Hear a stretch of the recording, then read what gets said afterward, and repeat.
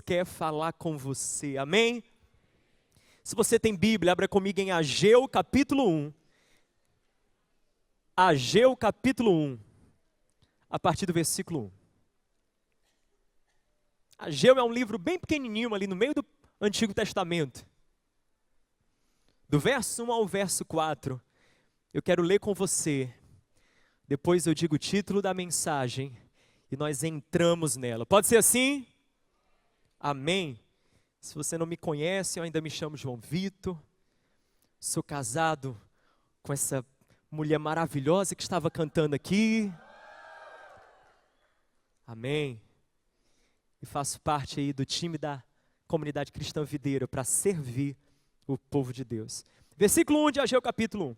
No primeiro dia do 6º mês, do 2º ano, do reinado de Dario, a palavra do Senhor, ela veio por meio do profeta Ageu, ao governador de Judá, Zorobabel, filho de Selatiel, e ao sumo sacerdote Josué, filho de Josadaque, dizendo: assim diz o Senhor dos exércitos, este povo afirma, ainda não chegou o tempo de reconstruir a casa de Deus. Por isso a palavra do Senhor veio a mim, mais uma vez, por meio do profeta Ageu.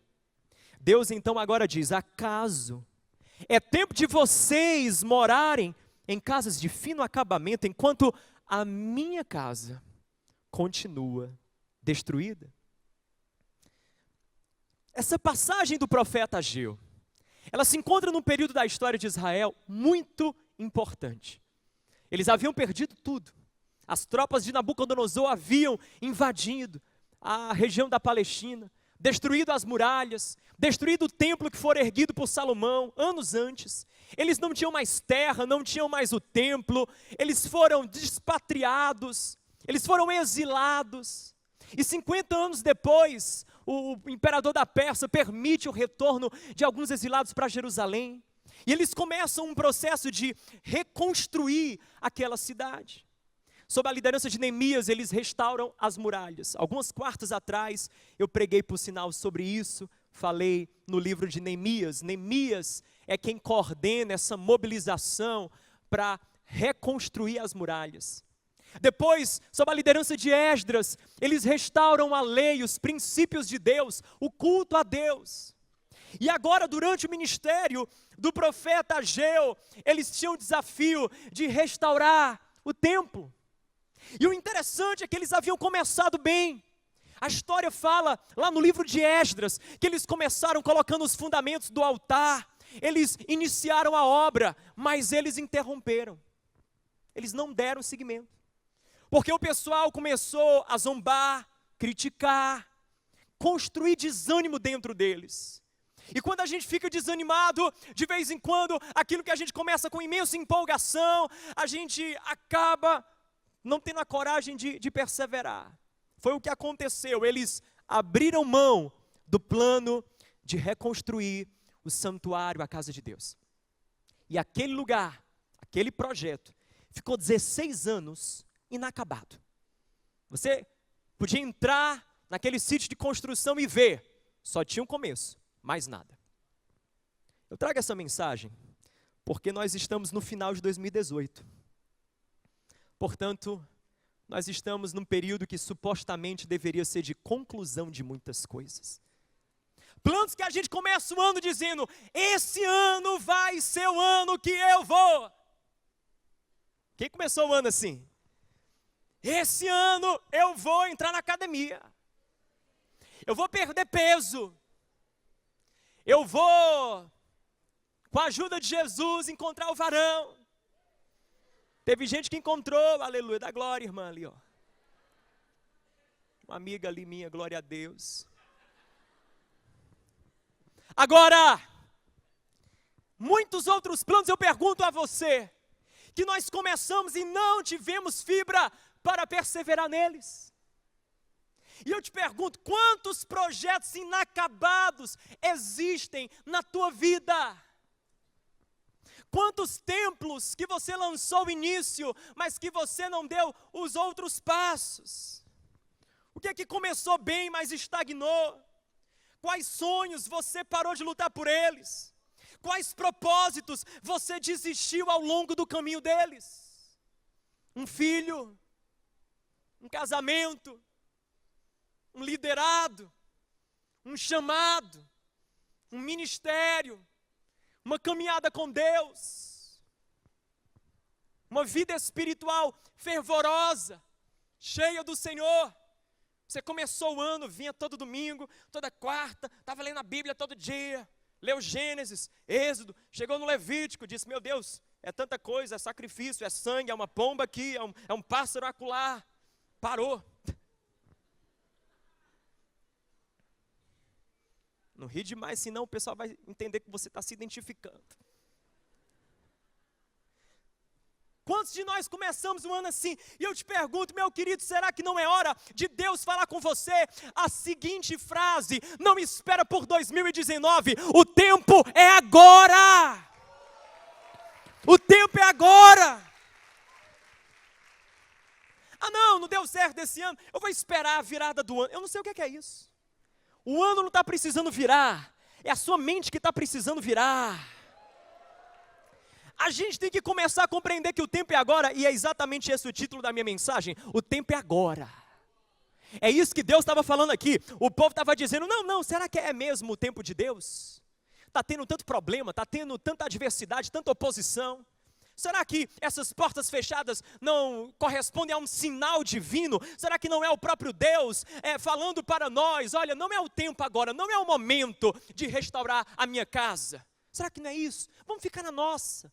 Vamos abrir mão desse plano de restaurar o templo. E Deus manda o profeta dizer, não, vocês estão enganados, vocês ficam dizendo que não é o tempo, mas Deus manda eu falar para você, é o tempo. Da mesma maneira eu me coloco aqui, na graça e na unção de Deus, como profeta sobre a tua vida, para falar para você, é o tempo, é o tempo, é o tempo, não é depois, não é ano que vem, é agora. É agora. Eu quero compartilhar com você algumas coisas que Ageu falou para aquele povo. Um povo que estava sendo chacoalhado por Deus, para não esperar pelo depois, mas para se apropriar do agora, como o único tempo que Deus nos deu. Porque você sabe que o único tempo que o Senhor te concedeu foi o agora. Não é verdade? O passado é virtual, o futuro está na mão dele. O agora, ele colocou aí na tua mão. E ele fala algumas coisas através de Ageu para aquele povo sobre restaurar, recomeçar agora. Eu quero compartilhar com você 3 pontos. Pode ser? Primeiro, guarda aqui, essa daqui. Reavalie as suas prioridades. Versículo 2 ao verso 4. Deus diz assim, este povo afirma, não é o tempo de reconstruir a casa do Senhor.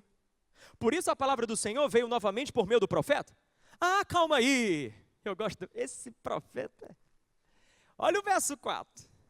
Acaso é tempo de vocês morar em casa de condomínio, com um chihuahua do lado, aquela piscinona linda, não é? Área de lazer completa, e a minha casa vocês tratam de qualquer maneira. Ah, estou entendendo. O problema aí não é falta de recurso. O problema aí é distorção de prioridade. Aí Deus começa a falar, calma aí, qual é a prioridade? É a minha casa ou a casa de vocês? Os meus projetos ou a vontade de vocês? A minha causa ou o desejo de vocês? É atender a minha voz ou satisfazer o ego de vocês? Qual a prioridade? Qual a prioridade? Tem gente que diz, João, é porque ainda não é o tempo de eu me envolver assim muito na igreja, sabe? Não é, cheguei agora, aí foi, ainda bem, porque a pregação hoje, o título é, o tempo é agora. Não é? Não vou agora não estou assim num tempo, sabe, de me envolver de tal, eu estou dando aquele, sabe, eu estou esperando, eu estou aguardando. É impressionante como quando o assunto é as coisas de Deus, o tempo não é agora, mas quando o assunto são as minhas coisas, é agora. É hoje. Não, ainda não está no tempo de eu me tornar dizimista, mas a Black Friday chega e você rasga o que tem e o que não tem. Ué? Não está no tempo não, eu e a minha esposa, a gente já tem participado aqui e tal da comunidade, da igreja, tem sido bom. O pessoal falou aí de um curso de casais, não está no tempo ainda esse negócio, tá, sabe, curso de casais, não está no tempo disso não, está no tempo de quê, filho? De quê? De separação, de divórcio? A gente tem que decidir, igreja, qual a nossa prioridade, qual a nossa prioridade. É incrível, é impressionante, quando os planos são pessoais, a gente dispensa energia, a gente coloca tudo nosso, mas quando os planos são do Senhor, a gente fica protelando, jogando para depois, usando o amanhã como um esconderijo para a nossa irresponsabilidade e negligência com as coisas de Deus. Sabe, a gente precisa parar e perceber uma coisa, guarda isso, você não pode reconstruir na tua vida qualquer coisa, sem entender que Deus é o começo de toda construção permanente. Deus não é o fim que você recorre quando a construção deu errado, quando o teto desabou, está entendendo? Não. Ele não é o fim, ele é o começo, ele é o início, ele é o alicerce. Jesus falou assim, em Mateus capítulo 7, verso 24, ele falou assim, caiu a chuva, transbordaram os rios, sopraram os ventos sobre uma determinada casa, ela não caiu porque estava alicerçada na rocha. E Jesus logo em seguida diz, sabe o que é isso? É a vida de quem ouve e pratica as minhas palavras. Quem ouve e pratica as minhas palavras, constrói a vida sobre a rocha. O vento vai bater, a casa não vai cair. Aí a gente fica falando assim, Deus, me socorre agora, papai. Porque o vento está batendo, o problema está vindo, Senhor, muda as minhas circunstâncias, e Deus fala para você, meu filho, muda o teu alicerce, muda o teu fundamento, porque não adianta eu parar o vento, se você está construindo a casa sobre areia, até um sopro derruba, até um cuspe, está entendendo? Do capeta derruba o negócio, se não está alicerçado na rocha. O começo é Deus, o alicerce é Deus. Tudo começa em Deus. Coloque Deus em primeiro lugar. Priorize o Senhor. Priorize o Senhor. Havia uma viúva no Antigo Testamento que estava em desespero, em crise. Ela não tinha nada, em completa miséria. O profeta então vai até aquela mulher e pede para que ela fizesse a ele uma refeição. Ela olhou para o profeta e disse, profeta, você está doido? Eu não tenho nada, eu estou na miséria, a única coisa que eu tenho é um pouquinho de farinha, um restinho de azeite. E ele olha para a mulher e diz assim, minha filha, eu vou te dar aqui uma orientação, uma fórmula que foi o próprio Deus que me deu, e eu vou te repassar. Faz primeiro para mim.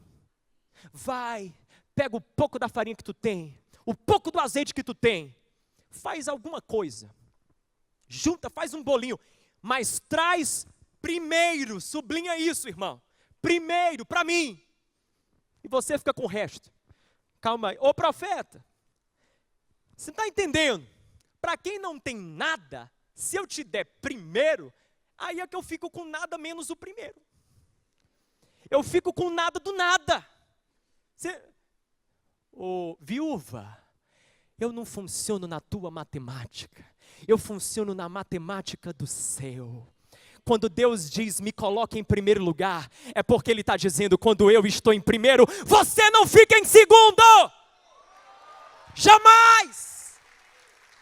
Me coloque em primeiro. Me coloque em primeiro. Me coloque em primeiro nesse namoro. Me coloque em primeiro nesse relacionamento. Me coloque em primeiro nesse casamento. Me coloque em primeiro nessa casa, nessa faculdade, nesse trabalho, nas suas finanças. Eu preciso ter a primeira porção. Me coloque em primeiro. Só isso, é desafiador,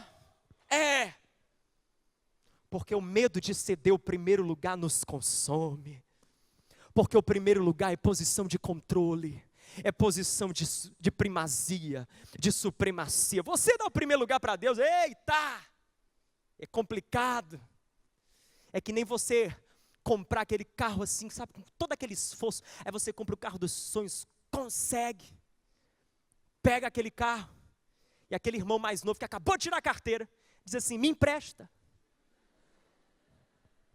E na sua mente, o Apocalipse passa, os 4 cavaleiros vindo assim, ó. Você já vê toda a desgraça. Por quê? Colocar a chave na mão dele é um risco, olha aí.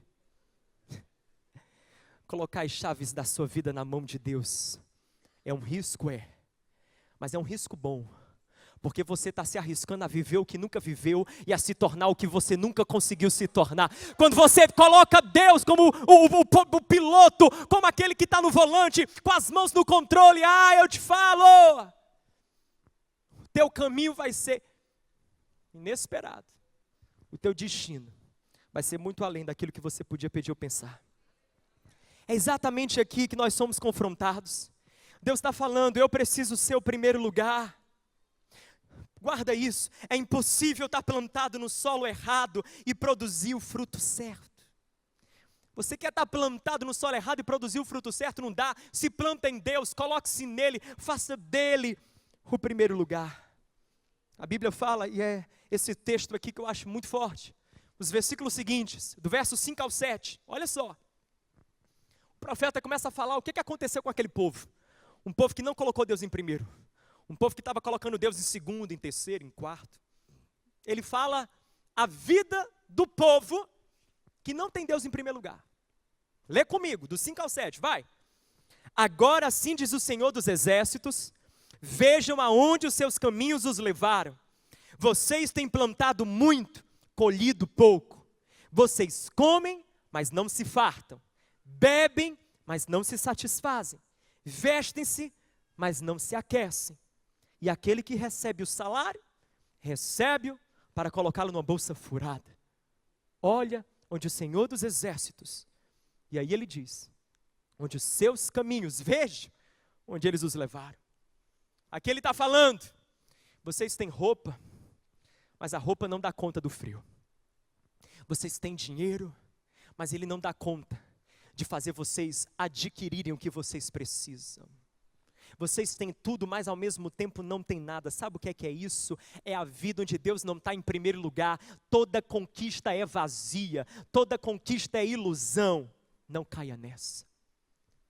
A pessoa troca de carro, a pessoa troca de mulher, a pessoa troca de casa, a pessoa troca de emprego, a pessoa troca de cidade, a pessoa troca de tudo, só não troca de vida, porque trocar de vida só Jesus faz. Só Cristo. Quando a gente não coloca Deus em primeiro, a gente vive essa vida onde a gente busca tantas coisas, tem tantas coisas, mas o vazio permanece, nada preenche, nada satisfaz. Ei, reavalia as tuas prioridades. Eu quero te perguntar, acaso Deus está em primeiro lugar na tua vida? Eu não estou perguntando se Ele está em primeiro lugar nas tuas palavras, eu estou perguntando se Ele está em primeiro lugar na tua vida. É com as nossas atitudes que falamos se Ele está em primeiro lugar. É com as atitudes. Olha o que o versículo 8 fala, Ageu 1, verso 8. O profeta diz assim, vocês querem colocar Deus em primeiro lugar? Escuta essa. Suba um monte para trazer madeira. Construa um templo para que eu me alegre.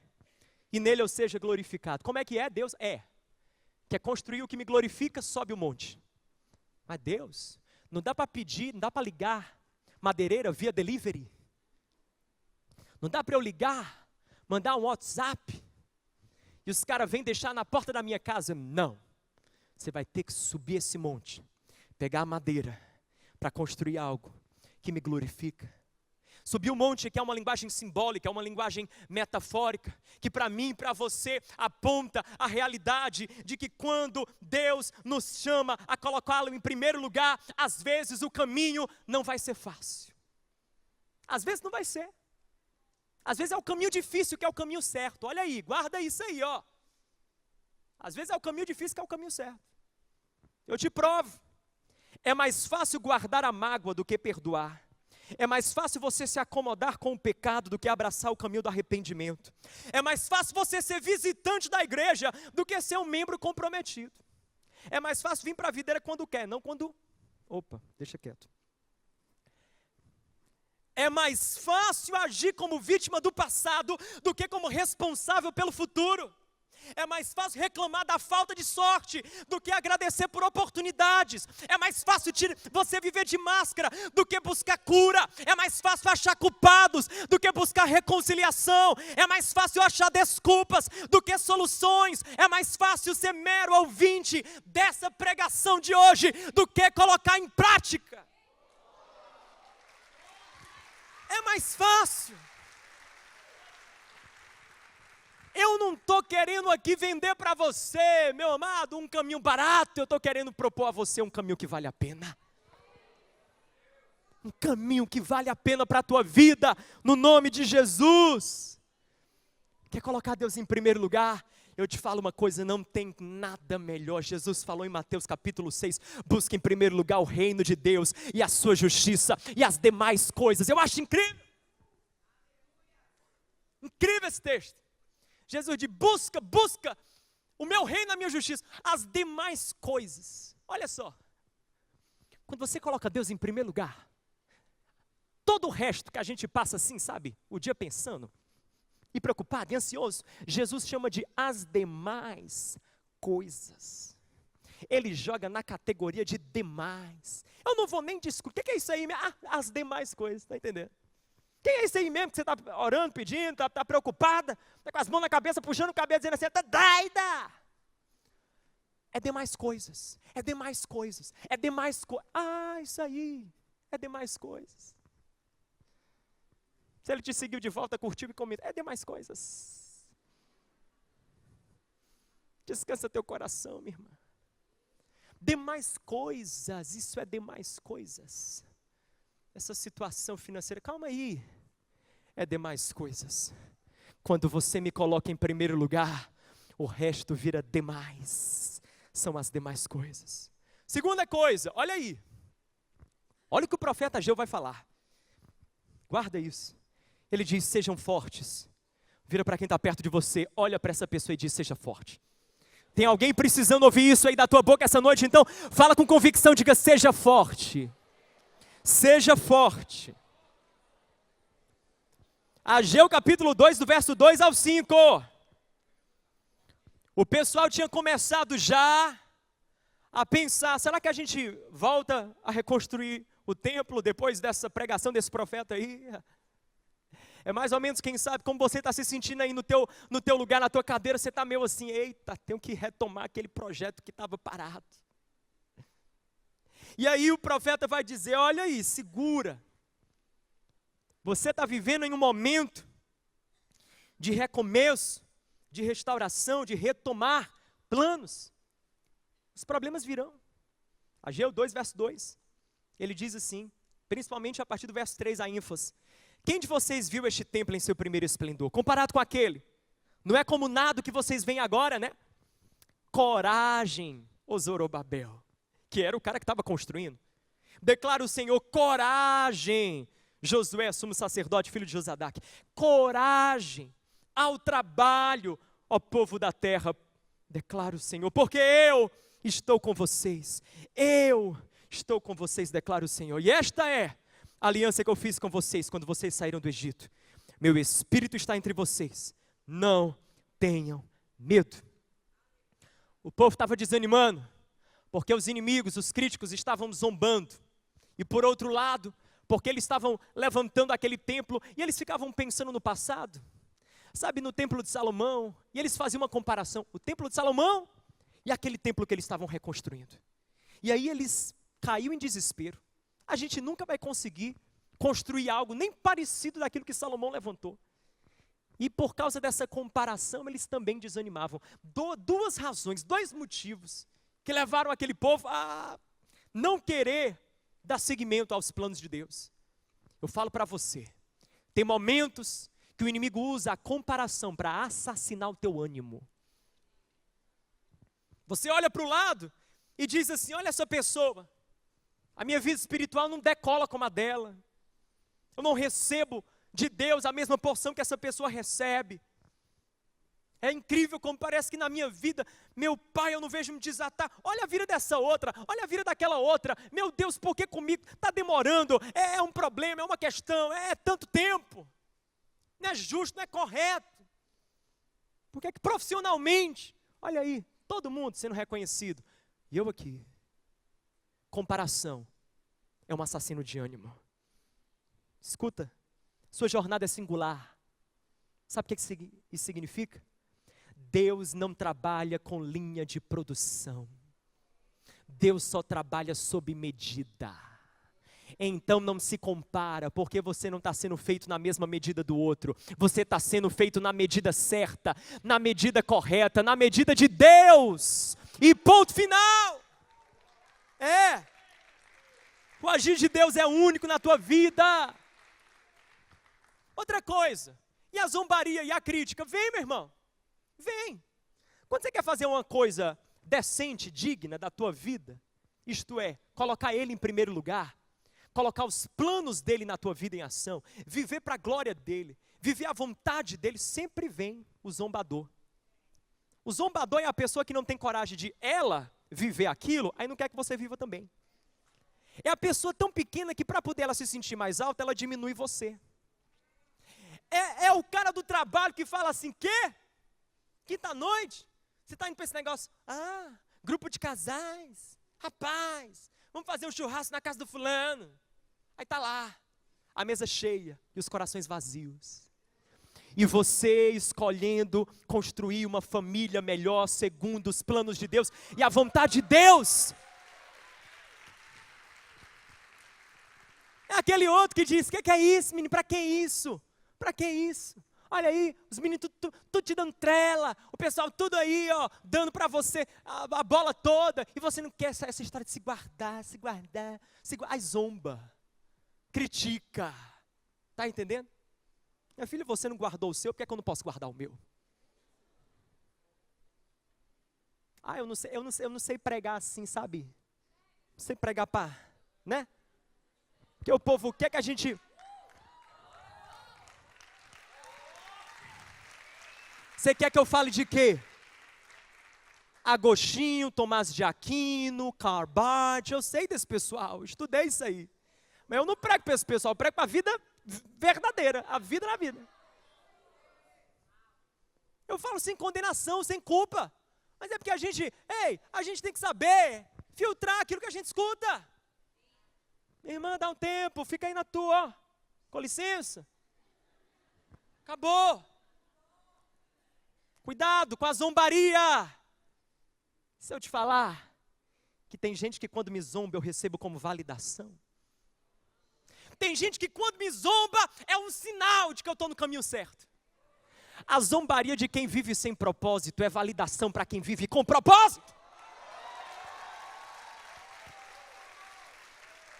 Fechou, ponto final. Acabou. Serviu essa? Leva meu filho para casa. A gente tem que entender, nem todo mundo tem a nossa visão, eu sempre falo isso, quem não tem a nossa visão, não vai entender os nossos sacrifícios, não vai, olha o que ele fala aí, ó, no versículo, ele diz, seja forte, trabalhem, porque eu sou convosco, essa é a palavra que eu quero que você guarde, seja forte. Tem momento de chorar, tem momento que a gente está, sabe, buscando a Deus, colocando Ele em primeiro lugar, clamando pelos planos dEle, querendo viver a vontade dEle, as coisas não estão dando certo no momento, a gente quer chorar, quer desanimar, você é ser humano, até Jesus Cristo, o Deus em carne chorou, quando viu Lázaro morto, por detrás da pedra daquele sepulcro, existe o tempo do choro, existe o tempo da angústia, tem um tempo que você chega em casa, quer tomar um banho e dizer, não quero falar com ninguém, tchau, só amanhã. Faz parte, mas não para aí. Há um tempo da gente se levantar e fazer o que o profeta está dizendo. Agora seja forte, corajoso, ergue a cabeça, segue em frente, porque eu, o Senhor, sou contigo. Eu, o Senhor, sou contigo. A gente tem que aprender isso. Nós temos que entender que em Deus nós temos força suficiente, não por nós mesmos, mas a partir da presença dEle, da graça dEle na nossa vida, nós somos sim capazes de perdurar tantas coisas que a princípio a gente pensava, eu acho que eu não vou dar conta dessa.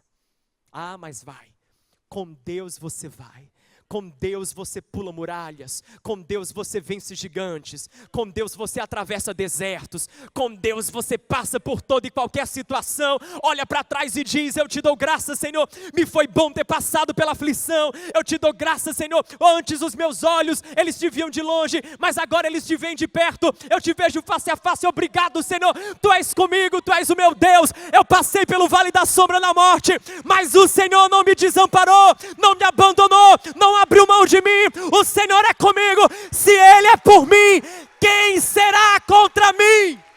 Quem?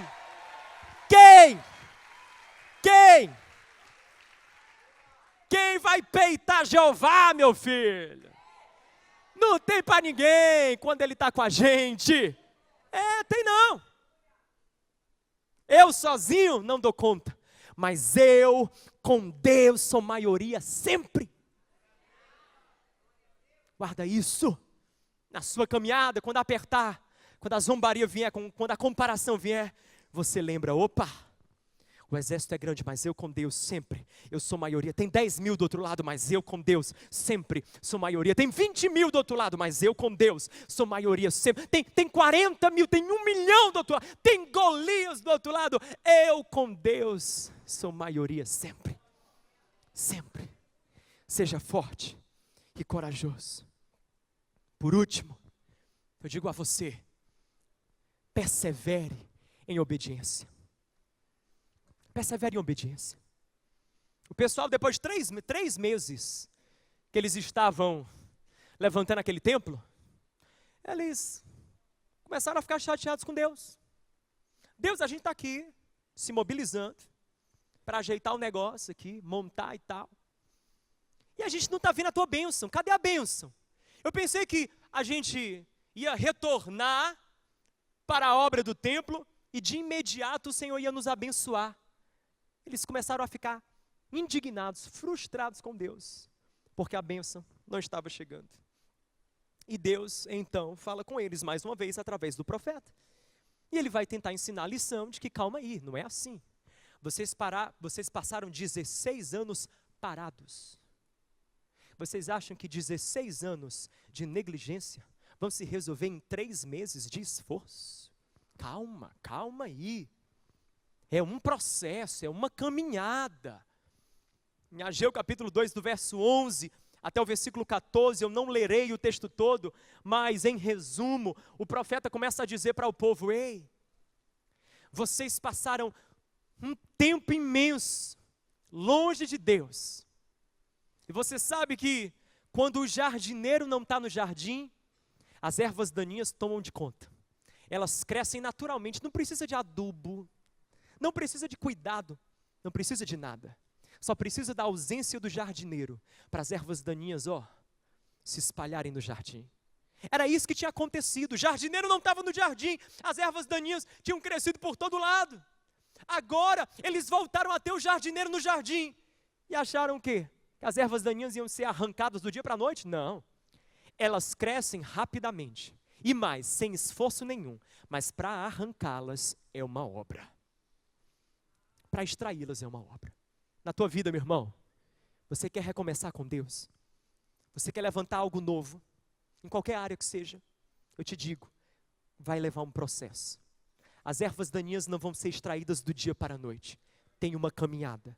A palavra de Deus para você é: persevere em obediência. Só isso. Persevere em obediência. Persevere em obediência. Não tem resultados mágicos com Deus. Persevere em obediência. Se você começou a lançar os fundamentos de uma vida nova, se você tem se entregue a Ele, se você tem escutado a voz de Deus pela sua palavra, se você tem decidido a verdadeiramente colocá-lo em primeiro lugar, e não está vendo resultados imediatos, não fique frustrado com Deus. Deus está dizendo: obediência é um caminho longo, mas com um destino certo. Obediência é um caminho longo, mas com um destino certo. Zacarias capítulo 4, verso 10, diz assim: por que, pois, desprezar esses humildes começos? Você não pode desprezar esse humilde começo. Pequenos passos que têm fins gloriosos. São passos que são dados com Deus. Eu encerro enquanto o louvor retorna, lendo para você a promessa de Ageu, capítulo 2, verso 9. Quando Deus, através daquele profeta, diz para o povo: a glória desta última casa será maior do que a da primeira, diz o Senhor, e neste lugar eu darei a paz, diz o Senhor dos exércitos.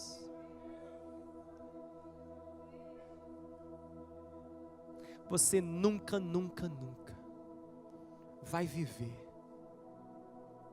perto, nem perto, daquilo que é possível experimentar quando estamos com Deus, quando Ele está em primeiro lugar. Eu e você jamais iremos conseguir viver a parte dEle, aquilo que só é possível com Ele. A glória da segunda casa, e eu quero liberar essa palavra sobre a tua vida, ela vai ser maior, muito maior, muito maior.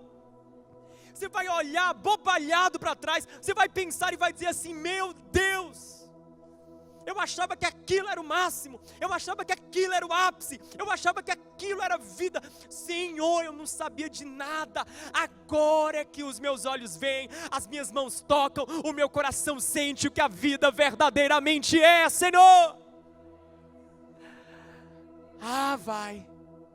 Vai ser maior. A glória nessa casa, nessa família, a glória nesse lar, nesse relacionamento, vai ser maior, muito maior, muito maior, muito maior. Agora eu pergunto para você, igreja, você está disposto?